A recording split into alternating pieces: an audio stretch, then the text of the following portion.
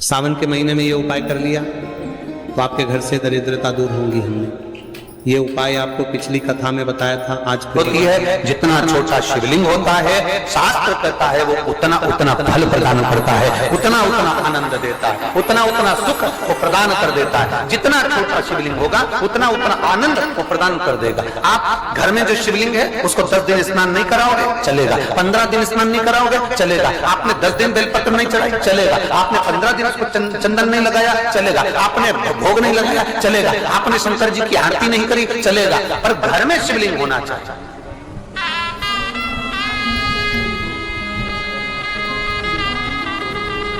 अब किसी ने कहा गुरुजी जब हमें आरती नहीं करना, पूजन नहीं करना, अर्चना नहीं करना, फिर घर में शिवलिंग क्यों रखना? तो हम उनसे पूछते हैं, देखो तुम्हारी सास रोटी भले ना बनाए, तुम्हारे ससुर भले दुकान पर ना जाए,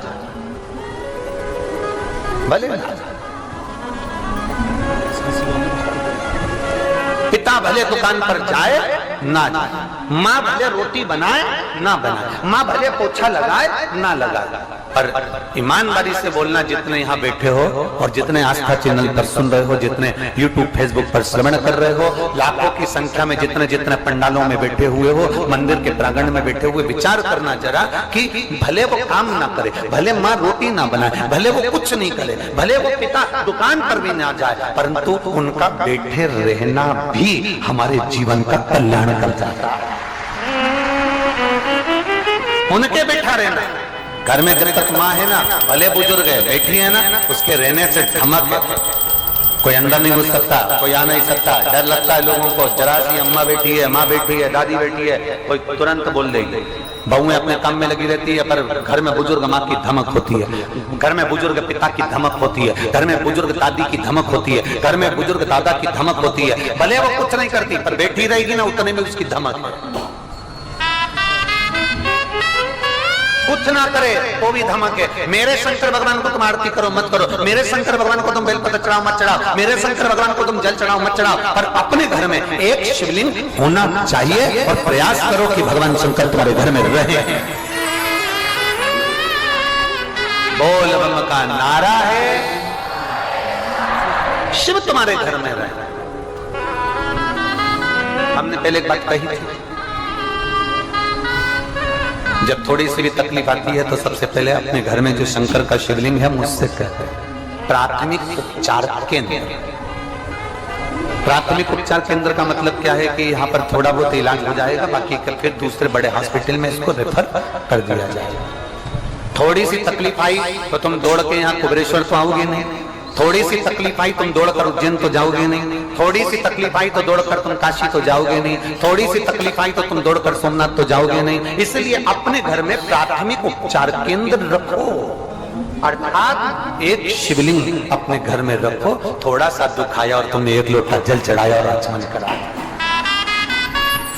फिर वहां से थोड़ी बहुत ट्रीटमेंट लेकर फिर 2-3 दिन के बाद विचार करना, अपना टिकट कटा रही हूँ सीहोर का, अब मैं जा रही हूँ सीहोर, अब मैं जा रही हूँ कुबेरेश्वर धाम, अब मैं जा रही हूँ उज्जैन, अब मैं जा रही हूँ काशी। फिर वहां पहुंचकर फिर उसके पहले भी एक उपचार केंद्र और होता है, प्रयास करना फिर अपने पास का कोई शिवालय हो वहां रहना, फिर वहां से भी काम ना बने फिर जाना बाबा के धाम, कुबेरेश्वर धाम, सीहोर, फिर आ जाना।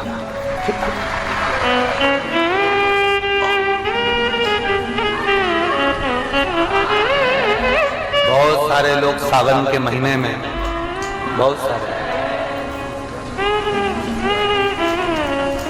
सारे लोग सावन के महीने में अमरनाथ जाते हैं। बोलो बोलो, जाते हैं? जम के बोलो जरा, सारे पंडाल वाले बोलो, जाते हैं ना? बहुत सारे लोग सावन के महीने में अमरनाथ जी जाते हैं। उसमें से कुछ ऐसे भी होते हैं जो कभी अपने घर के पास के मंदिर में नहीं गए और अमरनाथ गए, कारण सेल्फी।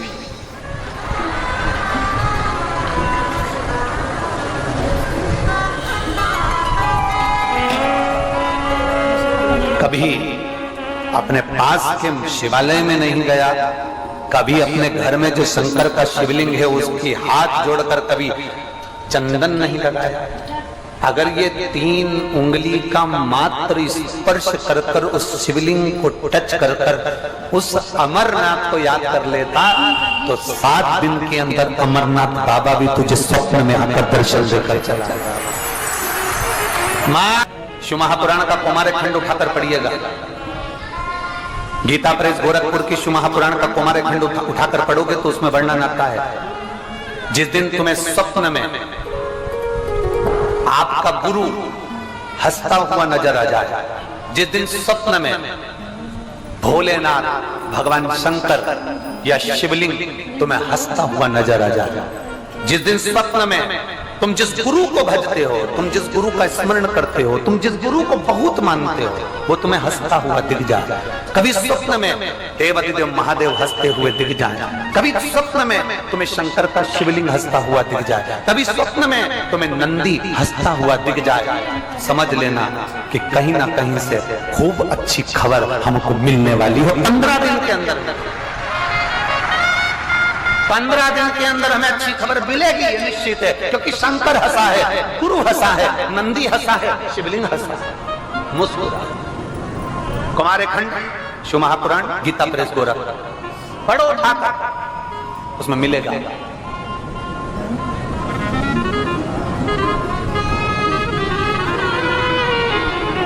स्मरण करो शंकर का। 12 ज्योतिर्लिंग में से एक ज्योतिर्लिंग है, आपके स्मरण में रहना चाहिए वो।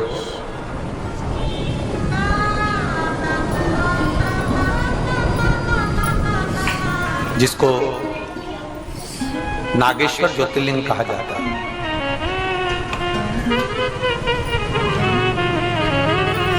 कौन सा ज्योतिर्लिंग है? जम के बोलो जरा, जम के। नागेश्वर। कभी स्मरण किया है आपने नागेश्वर ज्योतिर्लिंग का? कभी द्वारका गए होगे, दर्शन किया होगा आपने नागेश्वर ज्योतिर्लिंग का? कभी पूछा आपने उनसे कि ये नागेश्वर ज्योतिर्लिंग यहाँ पर प्रकट हुआ, इसका कारण क्या है? ये था क्या था? एक वैश्य और उसकी धर्मपत्नी दोनों शंकर की भक्ति में अविरल डूबने वाले, अविरल। इतना भरोसा था इनको। आज एक सोशल मीडिया वाले, आप लोग उसमें न्यूज चैनल पर देखे भी होंगे, तो आज एक न्यूज पर इंटरव्यू था लाइव, तो उसमें उन्होंने एक प्रश्न किया था, वो श्रीवास्तव दिल्ली से। तो वो एक प्रश्न करे थे, उन्होंने एक प्रश्न किया था, गुरुजी आपने ये कैसे कह दिया कि कंकर में शंकर है, और कंकर में शंकर लोगों को सिद्धता भी आई? आपने कैसे सिद्ध कर दिया, इसको कैसे कर दिया कि कंकर में शंकर है? आप कैसे कह सकते हो कंकर में शंकर है? हमने उनको एक ही बात कही कि आप थोड़ा ध्यान लगाइएगा, 12 ज्योतिर्लिंग में आप 12 ज्योतिर्लिंग में से एक ज्योतिर्लिंग अगर नागेश्वर को उठाकर देखेंगे तो एक वैश्य अपनी धर्म पत्नी के साथ रहता है, उसके घर में संतान का सुख नहीं है, संतान का सुख नहीं था, तो उसने एक काम चालू करा। प्रत्येक वन में वो एक बेलपत्र का वृक्ष, एक बेलपत्र का पौधा लगाना प्रारंभ कर दिया। क्या काम चालू करा उसने? बेलपत्र का पौधा लगाना चाहिए। अब दुनिया के लोग हमसे कहते हैं कि महाराज जी ने बताया तो हमारे यहाँ 10 साल बाद संतान हुई, कोई कहता है हमारे यहाँ 20 साल संतान हुई, कोई कहता है हमारे यहाँ 30 साल बाद संतान हुई, कोई कहता है महाराज जी ने बताया तो 15 साल बाद संतान हुई, कोई कहता है 8 साल बाद संतान हुई। इसमें सियोर वाले महाराज ने कुछ नहीं करा। इसमें तुम्हारा जो विश्वास था, तुमने कथा सुनी, पीछे के जितने श्रावण के महीने आपको बोले जाते थे और आपसे हम वृक्ष लगाने को कहते थे। बोलो बोलो, सही है कि गलत है? ईमानदारी से बोलो। हमने आपको वृक्ष लगाने के लिए कहा, हमने आपसे कहा कि 1 करोड़ बेलपत्री के वृक्ष लगाना है, और टीवी पर हमने कह दिया सबको लगाना है, और वृक्ष लगाने के फोटो हमको भेजना, हम टीवी पर उसको दिखाएंगे। बोलो बोलो, किस किसने सुनी थी वो कथा? सुनी थी ना? हमने कहा उनके फोटो हम टीवी पर दिखाएंगे। आप लोगों ने वृक्ष लगाए, भले हाथ लगाया वृक्ष में, उसके फोटो भेजे, उसके वीडियो भेजे, हमने उसको आस्था चैनल पर दिखाया। अब कोई कहे कि ये शिवर वाला तो पगला हो गया, सबसे पेड़ लगवाते फिर रहा है। अब दूसरा काम उठाया कि निर्माल्य विसर्जन रथ चलवाया। निर्माल्य विसर्जन मतलब जो भी श्री शिवाय नमस्तुभ्यं, श्री शिवाय नमस्तुभ्यं, श्री शिवाय नमस्तुभ्यं, श्री शिवाय नमस्तुभ्यं, श्री शिवाय नमस्तुभ्यं, श्री शिवाय नमस्तुभ्यं।